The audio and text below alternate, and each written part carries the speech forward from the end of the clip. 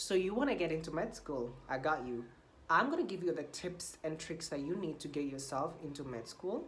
And also, I'm going to give you the tips and tricks to help you survive med school, pass, and become a doctor. So if this is your first time seeing me, my name is Mofat Marete. I'm a fifth-year medical student in Kenya. And if you want to see more videos on the medical school aesthetic, the struggles, and everything, I am your guy. This is actually my first video on this channel.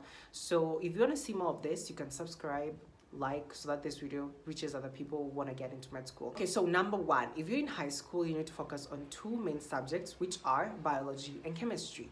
Now, biology is really important, especially the human side of biology, because all the stuff about bones and how osmosis and stuff are really used in med school. And then number two, the chemistry, you need to focus on chemistry because you're going to do biochemistry in med school. An example is the processes like Krebs cycle glycolysis that we studied in biology in high school are really useful when it comes to like biochemistry, because in biochemistry they're much more complex. And trust me, especially Krebs cycle is just like a whole diagram. I think I'm going to put it here. It's like a whole huge diagram that you have to really get. And of course, do not ignore math or physics, because math or physics are also included in the cluster points when it comes to the points that you need to get into a certain med school. Also, a language is also included, and other like electives. Point number two, you need to find a study method that works for you, and also you need to cultivate culture of reading, because when I was in high school, I used to be the type of student who used to wait like almost a week or 3 days to study. And this does not work in med school, because some subjects like biochemistry, you can't just cram 3 days to exam, because you need time to internalize all the content.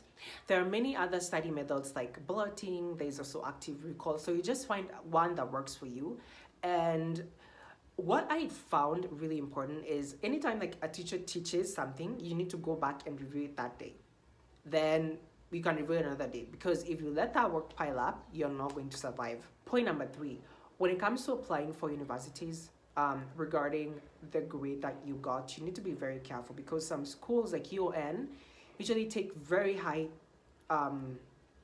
points. Let me say that, because let's say you are a student who got an A- of 79 and you really want to do medicine and surgery in Kenya. I had to advise you not to apply to UON, to try another university, because you have higher chances of getting into another university than UON. And this doesn't really matter, because medicine is universal. What you learn in Kenya is what you learn in another country. And also I'd advise you to apply, to go to a school that doesn't have a lot of students. It will increase your chances of like, being a better doctor. Point number four, I'd advise you to be physically fit. At least go out and run once in a while, because I wish someone would have told me this. Because sometimes, not actually sometimes, like every week, there are things we call ward rounds, where you and your lecturers go around the wards seeing every patient. And this can take from like, sometimes we'll be standing from like 9 a.m. to like almost 1 p.m. And that, if you're not physically fit, you're going to get tired.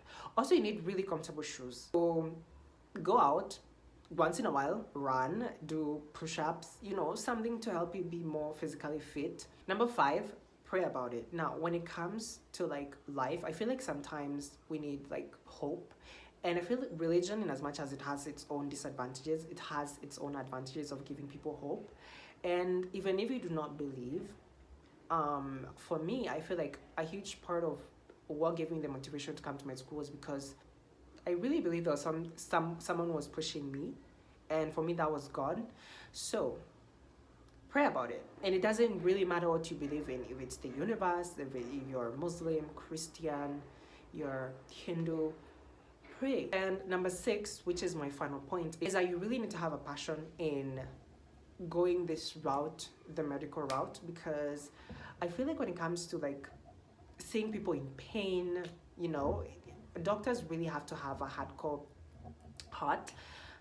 You really need to be the kind of person who really wants to help people. So you need to establish within yourself, is this really what I want to do? Do I really want to spend the rest of my life being a doctor? Do I really want to go for 6 years, which that's what we go through in our country? through all these struggles of being a med student. So sit down and ask yourself if it's really a passion, and if it's not, you can do other things. So those are the 6 points I had for you guys, and I've finally come to the end of this video. So I'm going to be doing videos every week. So interact with this video if you want the algorithm to bring you back to this video, and have a good day. Bye.